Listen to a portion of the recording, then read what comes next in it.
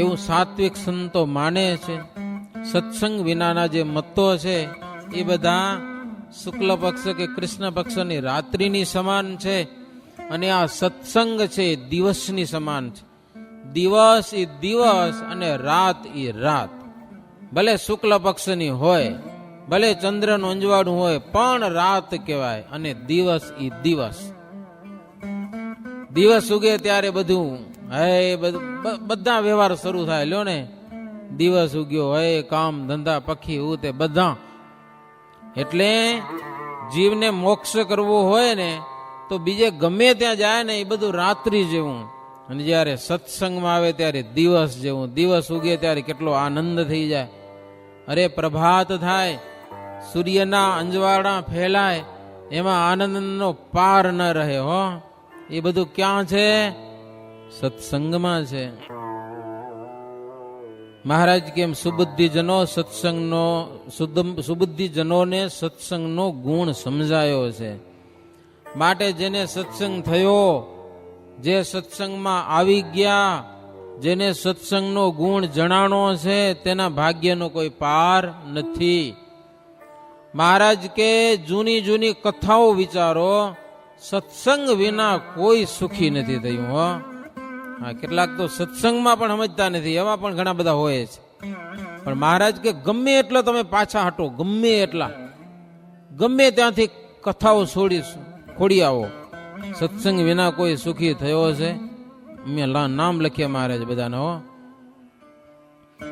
સ્વયંભૂ રાજા, પ્રિયવ્રત, ઉત્તાનપાદ, ધ્રુવ, પ્રહલાદ, બલિરાજા, હરિશ્ચંદ્ર, મુચકુંદ, ભરત, વિભીષણ, પાંડવ, ઉદ્ધવ, બધા, અક્રૂર, વિદુર, વેશ્યા પિંગલા, ગોપ ગોપી, સબરી, અજામિલ, ગજેન્દ્ર, જટાયુ, કાકભૂષંડી, જાંબુવાન, ઋષિપત્નીઓ, કુબજા વગેરે, અસુરો, દૈત્યો, નાગો, સરોવરો, નદીઓ, વન પર્વત, ગાયો, વાછરડા, આ બધા જ સત્સંગે કરીને સમર્થ અને સુખી થયા છે.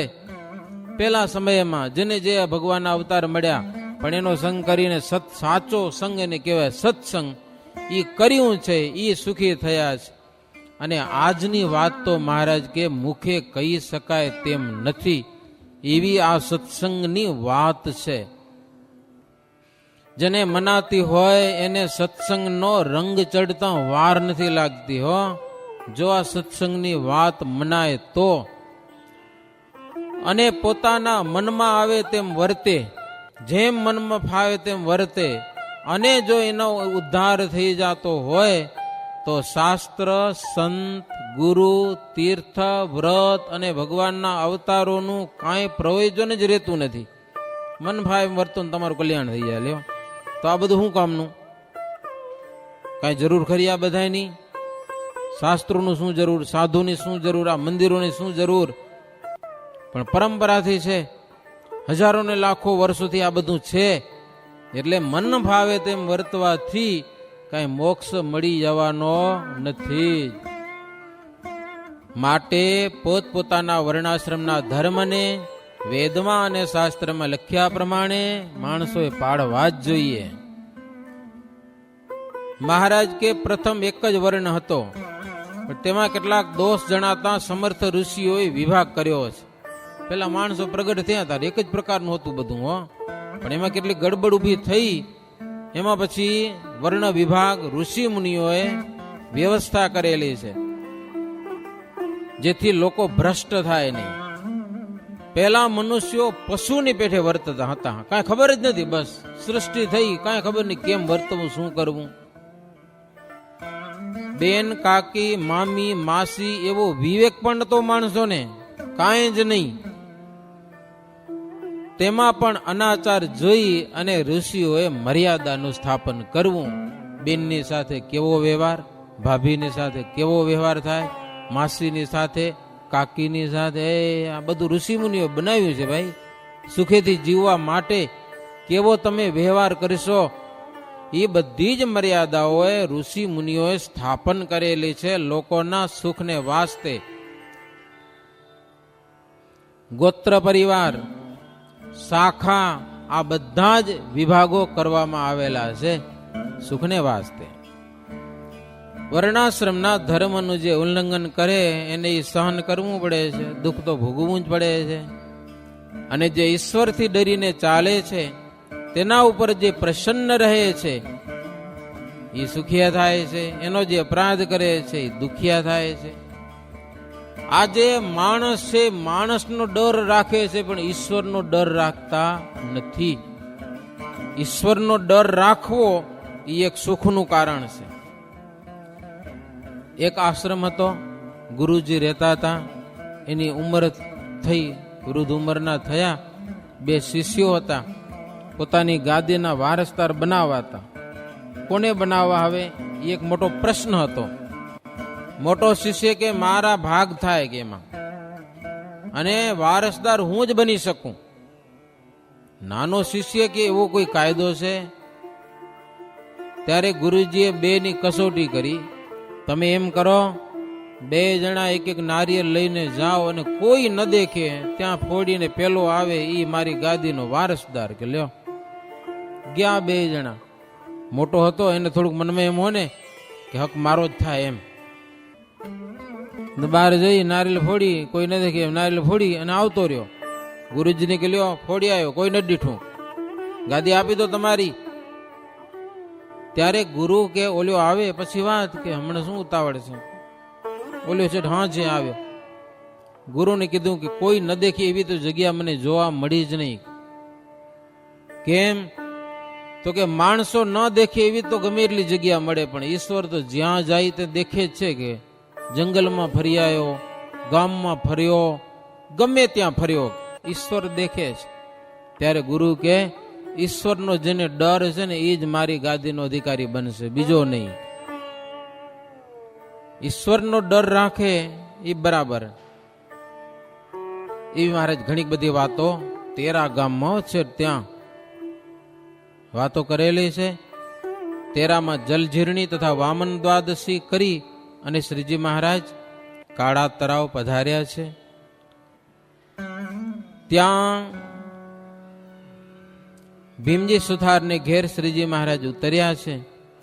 સુથાર ભક્તો હતા બધા, ડુંગરજી ને વેરાભાઈ, નાથ ભક્ત ને ઉમાભાઈ, કાળો નામે વાળંદ, મુકુંદાનંદ બ્રહ્મચારી, આ બધા ભેડા શ્રીહરિની સેવામાં.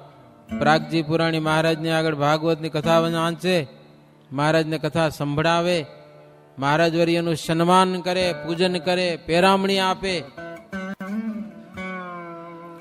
અને સંતો પણ છેટ ગુજરાતથી અવારનવાર આવી અને મહારાજના દર્શન કરતા હતા.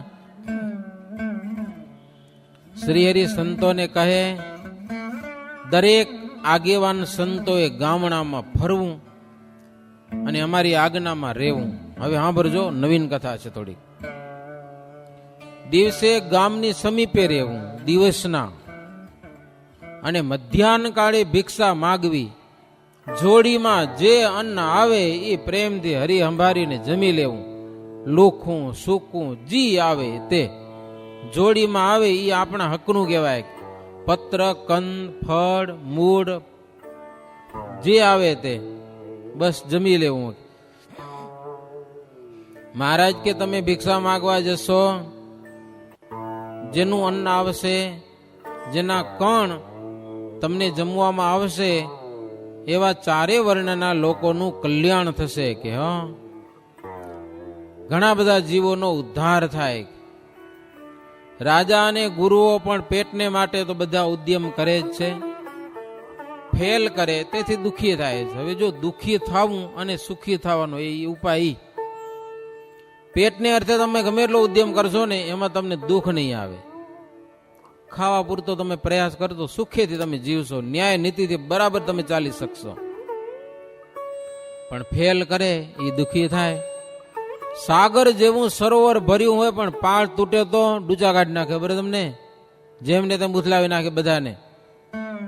હે આમ સરોવર ભરેલું હોય ને કેવું આમ રડિયામણું હોય, પણ પાળ તૂટે તો છાંટો પાણી નરે માય, બધું સાફ થઈ જાય. એમ અનાજ જમવાથી દ્રવ્ય ખૂટતું નથી. ખાઓ પીઓ મજા કરો, ખૂટે નહીં. પણ ફેલથી તો મોટા મોટા રાજાના રાજ્ય ડૂબી ગયા અને કરોડોના માથા કપાણા ફેલફતુર માટે, અને દેવું પણ કરજ થઈ જાય છે, એ પણ ફેલથી જ થઈ જાય છે. જલસા કરવા જાય બહુ, એમાં કરજ ચડી જાય છે. રોટલા ખાઓ તમે, એના થકી કાંઈ દુઃખ આવતું નથી. શ્રીજી મહારાજ કે આ પિંડ રૂપી બ્રહ્માંડ છે. થોડી કઠિન કથા. પિંડ એટલે શરીર. આ શરીર છે એ આખું એક બ્રહ્માંડ છે, અને એનો રાજા કોણ છે? જીવ છે. 4 અંતઃકરણ છે ને એ એના કારભારી છે. મન, બુદ્ધિ, ચિત્ત ને અહંકાર, એ કારભારી બધા કામ બધું ઈ સંભાળે જીવાત્માનું, આ બ્રહ્માંડનું બધું જ કામ. 5 જ્ઞાનેન્દ્રિયો છે એ જીવની સ્ત્રીઓ છે, પત્નીઓ, ધર્મ પત્નીઓ. 5 જ્ઞાનેન્દ્રિયો કઈ? શ્રોત્ર, ત્વગ, ચક્ષુ, રસના અને ઘ્રાણ. આ 5 ઇન્દ્રિયો જીવાત્માની પત્નીઓ છે.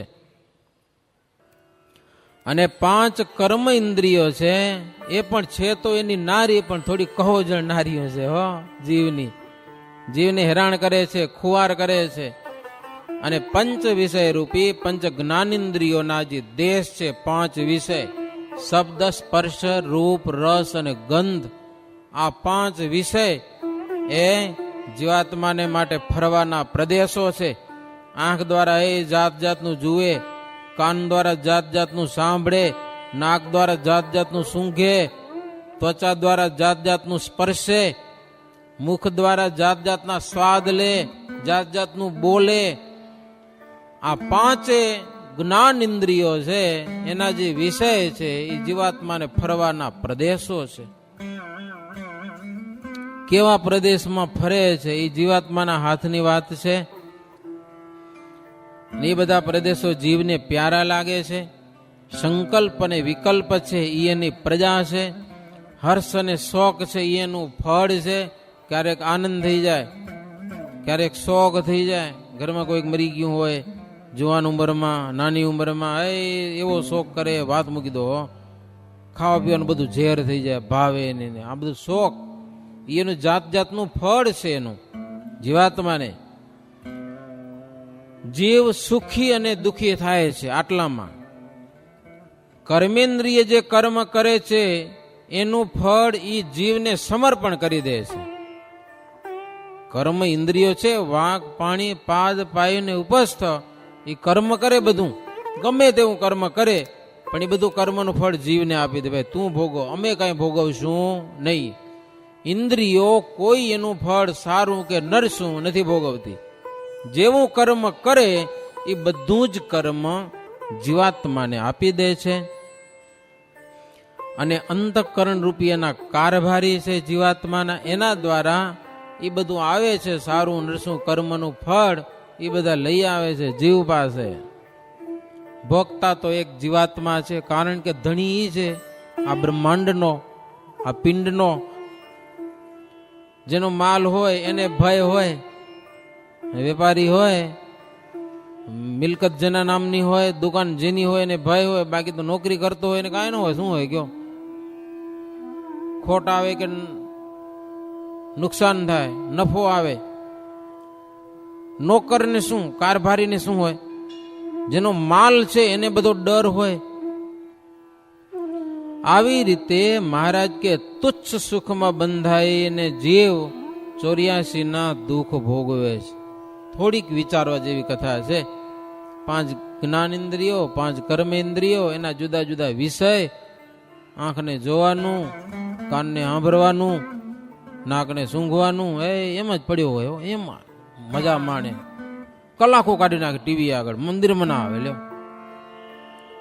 હાવ નવરો પડ્યો હોય ઘરે, બસ મજા આવે રે, મજા આવે રે, મજા આવે રે. શું મજા કાઢી નાખશે માહિતી બધી, ખબર? એક દિવસ ડૂચા કાઢી નાખશે. મહારાજ કે આવા વિષયમાં જીવ એવો પડ્યો, ખબર નથી, લખ 84 માથે ચડી આવશે, હેરાન થઈ જાશો. 5 ઇન્દ્રિય દ્વારા જેવા કર્મ કરશો કે બાપુ ભોગવશે નહીં હો. કોણ ભોગવાશે કયો? જીવને ભોગવવું પડશે બધું. ગમે એવા કર્મો કર્યા છે જીવને ભોગવવા પડશે. જીવ નહીં છૂટી શકે. ક્યાં જાશે વિચારો.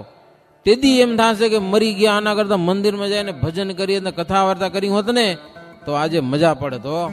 આ દુઃખ ન ભોગવું પડત, પણ નથી સમજતો મહારાજ કે કરવું શું? લ્યો 5 વિષયમાં બંધાઈ, હાવ તુચ્છ વિષયમાં કાંઈ નહીં, કાંઈ ફાયદો ન થાય એવામાં પણ 184 દુઃખ ભોગવે છે. પણ વિચાર કરતો નથી કે ભગવાનમાં અપાર સુખ છે અને અવિચળ સુખ છે ભગવાનની મૂર્તિમાં. ભગવાનને પ્રસન્ન કરવા માટે મહારાજ કે જૂની કથાઓ તો થોડીક વિચારો. ભગવાનમાં કેટલું સુખ હશે. મોટા મોટા રાજાઓ રાજ્ય સમૃદ્ધિ છોડીને, કેટલાક તો આમ ત્રિલોકીના રાજાઓ હતા હો, એ રાજ્ય સમૃદ્ધિ છોડી દેહ અને દેહના સુખનો ત્યાગ કરી અને ભગવાનના ચરણમાં પ્રીતિ કરી છે. છોડી દીધું છે બધું. ઘોર જંગલમાં હાલે ગયા હો. બાજનસા જેવા ને ભર્તૃહરી જેવા ને ગોપીચંદ જેવા ને કેવા રાજ્ય હતા. બાજનસા રાજા ને ઓહો અબજોની મિલકત હો. પોતાની જિંદગીમાં ન ફર્યા હોય એટલામાં પોતાનું રાજ્ય ચાલતો, એવા મોટા મોટા વિશાળ રાજ્યો. પણ એક દિવસ એમ સમજાણું કે આમાં કાંઈ સુખ નથી, ત્યારે બધું લાત મારી અને ખાલી ફાટેલા તૂટેલા કપડા પહેરીને જંગલ મરીને આખી જિંદગી હરિનું ભજન કરેલું છે. મહારાજ કે ગાંડા નતા કોઈ.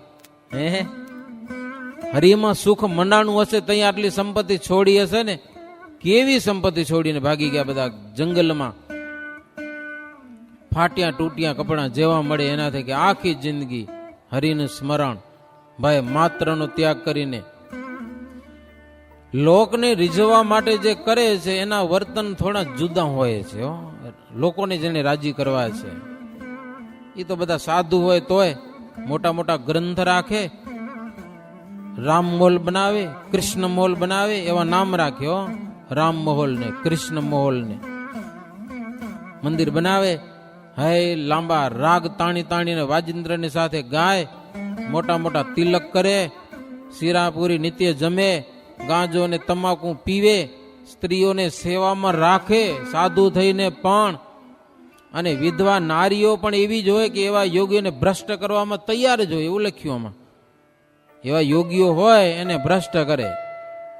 મહારાજ કે એકલ શૃંગી ઋષિ વનમાં રહેતા હતા હો, વિભાંડક નામના પોતાના પિતાની સાથે. નારીનો શબ્દ સાંભળ્યો નહોતો, નારીને એને જિંદગીમાં દીઠી પણ નહોતી, સ્ત્રી પુરુષનું એને ભાન નહોતું. આવા શૃંગી મહર્ષિ, છતાંય એક સ્ત્રી આવી અને એને છેતર્યા. સૌ ભરી મુનિ પાણીમાં બેસીને તપ કરતા હતા હો, માણસની નહીં પણ માછલાની સ્ત્રીએ એને છેતર્યા. લ્યો તપ ભંગ કર્યું બધું.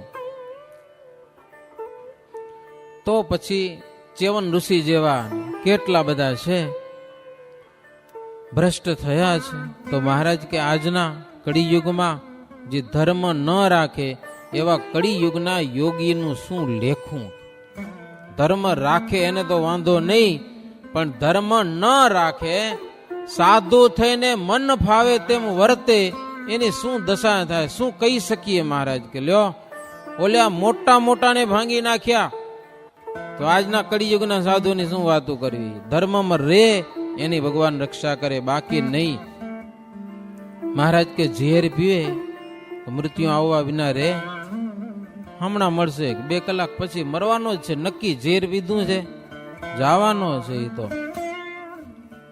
મહારાજ કે સંતો, ઘણા બધા સંતો કાળા તરોમાં આવ્યા હતા. મહારાજ સંતોની આગળ વાત કરે છે. તમને અમારા વચન કદાચ નહીં ગમતા હોય મહારાજ કે અમે કહીએ છીએ એમ લાગતું હશે કે આવું બધું ન હોય, સમજા ને, ન હોય. તમને કામના વેગની ખબર નથી મહારાજ કે, તમને સ્ત્રીનો યોગ નથી થયો, અમારા ભેડા જ રહો છો એટલે ખબર ન પડે કામનો વેગ કેવો છે. એટલે કદાચ તમને એમ થાય કે મહારાજ આવું કેમ બોલતા હશે. ત્યારે સંતો હાથ જોડ્યા, મહારાજ એવું નથી હો, અમારે તો તમે જેમ કહો એમ જ કરવું છે, બીજી વાત જ નહીં. કે લ્યો જગત શું છે એ અમને ખબર નથી, તમે કયો એ પ્રમાણે અમારે કરવું છે. મહારાજ તમે તો અમારા નાવ રૂપ છો, તમે જે અમને કહો એ અમારે માટે અમૃત છે. જે કયો એ અમે પ્રેમથી સ્વીકારશું. શ્રીહરિ સંતોના આવા વચન સાંભળીને બહુ પ્રસન્ન થયા અને બહુ મહારાજ રાજી થયા. હો મહારાજ કે સંતો બહુ સરસ. પછી તો ઉભા થયા અને સંતોને બાથમાં ઘાલીને શ્રીજી મહારાજ મળ્યા, બહુ રાજી થયા. શ્રીહરિ સંતોને કે સંતો અમારે તમારા દ્વારા કેટલાય કામ કરવા છે. હો ઘણા બધા કામ કરવા છે. અમે કહેલી વાત તમને ગમે છે, તેથી તમારી કીર્તિ જગતમાં ખૂબ વધશે, કારણ કે અમારી વાત તમને ગમે છે. કીર્તિ પામીને મરવું શ્રેષ્ઠ છે, પણ નાક કાપીને મરવું એ સારું નથી. હો યોદ્ધો હોય લડાઈમાં જાય, પોતાની કીર્તિને માટે હામે છાતી આમ ગલોલીઓ આવતી હોય ને તોય હામે ચાલે અને મરી જાય એની કીર્તિ. પણ હામે પછી આમ બાણ આવતા હોય, ગોલીઓ આવતી હોય, બંદૂકના ધડાકા થતા હોય ને ડરીને જો ભાગે ને તો યશમાં આજે પણ એની જગતમાં અપકીર્તિ થાય.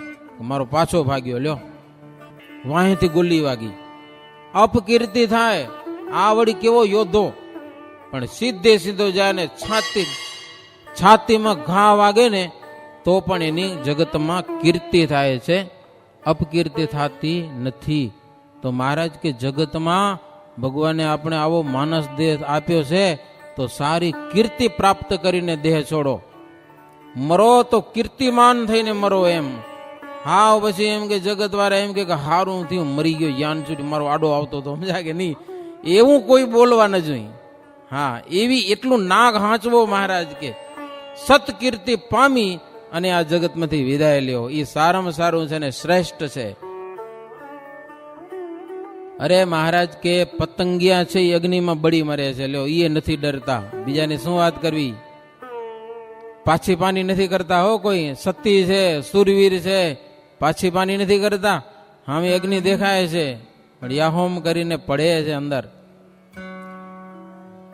હરિશ્ચંદ્ર રાજા, મયુર ધ્વજ, સીબી કેટલા કષ્ટ સહન કર્યા છે, કેવા દુખી થયા છે એક સત રાખવાને માટે, છતાં પણ એની કીર્તિ જગતમાં આજે પણ ગવાય છે. લાખો વર્ષો થઈ ગયા, એ તો હાલે ગયા. એને કષ્ટ વેઠ્યું કોને માટે? સત્સંગ માટે, સત રાખવા માટે. તો આજે એની કીર્તિ ગવણી છે, અપયશ અપકીર્તિ નથી એમાં. એના કરતા પણ મહારાજ કે જો અત્યારે ગોરા લોકો આવ્યા છે. હો આ દેશમાં ધોરી આવી ગયા હતા એ સમયે. મહારાજ કે આ ગોરા આવ્યા છે એનો આ દેશ નથી, એ છે તો બધે પશ્ચિમ દેશના મહારાજ કે. હો એનો દેશ નથી આ ભારત દેશ.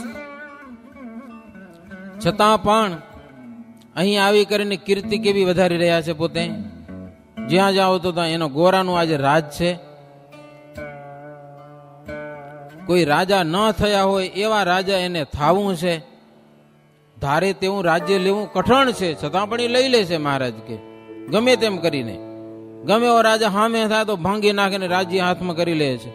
અને કોઈક રાજા સારા સ્વભાવનો હોય ને નમી દે તો એનું સન્માન કરે છે. એની પાસે દેશ લેતા નથી, એને એ રાજા રાખે છે, બસ પોતાના કબજામાં થયો માની લે છે. પણ હામે થાય એને તો ઉડાડી દે છે. પણ એક કીર્તિ ન્યાય નીતિ રાખી છે તો આ દેશમાં પણ કેવું મહારાજ કે જમાવી બેઠા છે. અને બુદ્ધિ પ્રમાણે પ્રજાની રક્ષા પણ કરે છે. અને બીજાને જે દુખી કરે એવાની કેદ પણ કરે છે આજે એ ગોરા લોકો મહારાજ કે.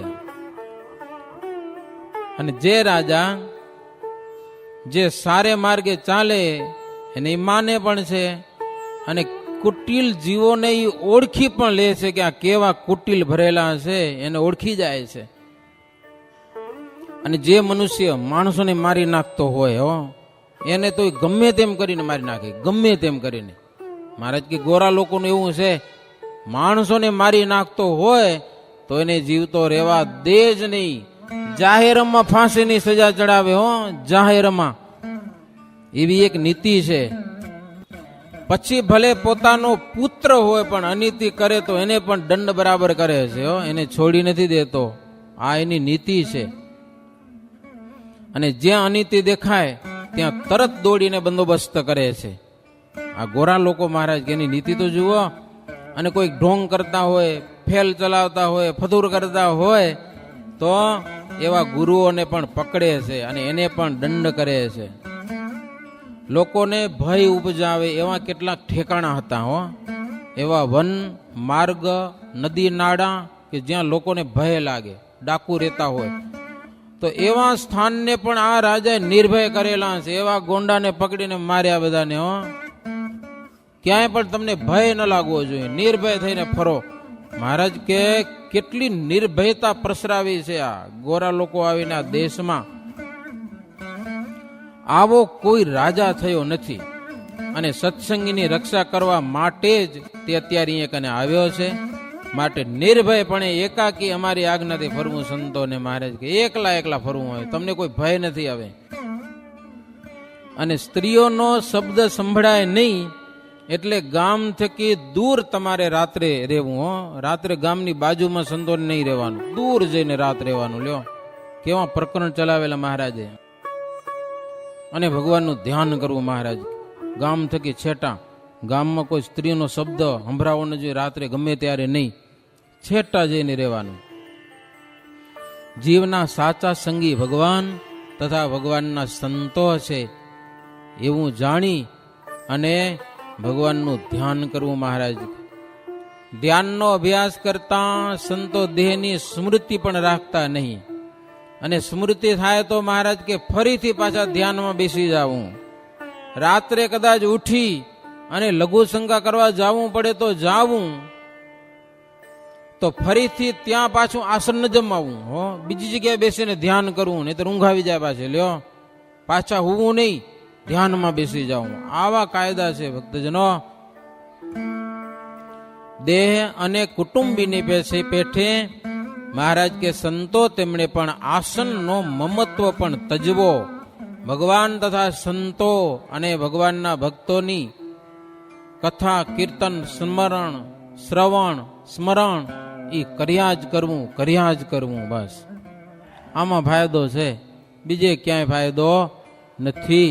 ભગવાનનું ધ્યાન કરો, ભગવાનની કથાનું સ્મરણ કરો, શ્રવણ કરો, કીર્તન ભજન કરો, ભગવાનની આગળ બેસીને અને ભગવાનનું ધ્યાન કરો. હાલતા ચાલતા સ્વામિનારાયણ સ્વામિનારાયણ ભજન કરો. એવો શ્રીજી મહારાજે કાળા તળાવમાં સંતોને સુંદર ઉપદેશ કરેલો હશે. અને સંતો બધા એ પ્રમાણે વર્તતા હતા. એવું આજે પણ ખૂબ જેટલું ગામ 500 સાધુઓ રહેતા. હે આજુબાજુના ગામડાઓમાંથી માગી આવે, રાત્રે જંગલમાં રહેવાનું, ટાઢ પડે તોય, ક્યારેક તો જનાવરો ઘેડી વરતા. એ વળી આવતીકાલે કથા આવશે હો. આવતીકાલે 7:30 વાગે આવી જાજો બધા.